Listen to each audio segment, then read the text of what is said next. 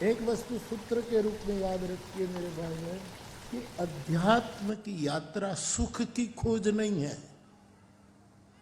जो लोग आध्यात्मिक यात्रा पर निकले और ये चाहे कि हमें सुख मिलेगा, तो ये भ्रांति में है, नासिपास हो गई।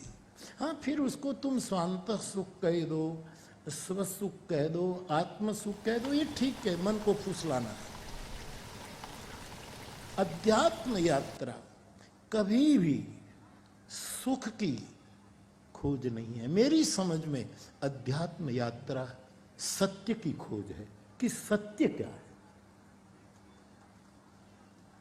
सुख के कई प्रकार है, सत्य के प्रकार नहीं। सुख शाश्वत नहीं हो सकता, सत्य निरंतर शाश्वत। सुख की हमारी भय और प्रलोभन के कारण बिलक बिलक परिभाषाएं हैं। सत्य सत्य है। इसलिए ये कथा, ये भी सुख की यात्रा नहीं है, ध्यान देना। और जब राममानस में ऐसा लिखा है कि ये कथा गाने से सर्वदा सुख मिलेगा, तो फिर मेरा निवेदन झूठ हो जाएगा। मैं कहूं कि ये कथा सुख की यात्रा नहीं है, और रामायण में लिखा है कि सर्वदा सुख। तो सर्वदा सुख जब आए तो समझना ये सत्य है। मेरे और आपके मन गठित सुख सर्वदा नहीं है। वैदेही राम प्रसादते जन सर्वदा, ये सर्वदा सुख उस सत्य की उपलब्धि है।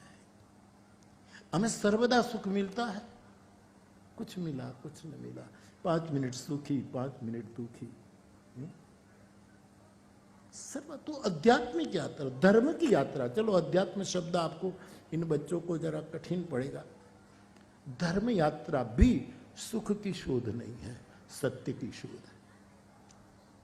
क्योंकि धर्मन दूसर सत्य समान, सत्य के समान कोई धर्म नहीं है। तो इस बात को आप ध्यान में रखें।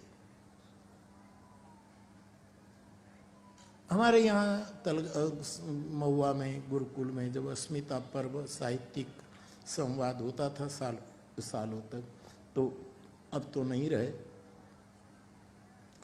हमारे बहुत विद्वान और इतने ही सरल भोला भाई पटेल ने एक बार कहा था कि कुंती ने जब कृष्ण को पूछा कि धर्म का फल क्या है, तो कृष्ण ने कहा, कुंता मैया, धर्म का फल दुख के सिवा कुछ नहीं है।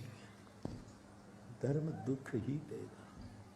जिसने धर्म का अनुष्ठान किया है उसकी दशा इतिहासों में देखी।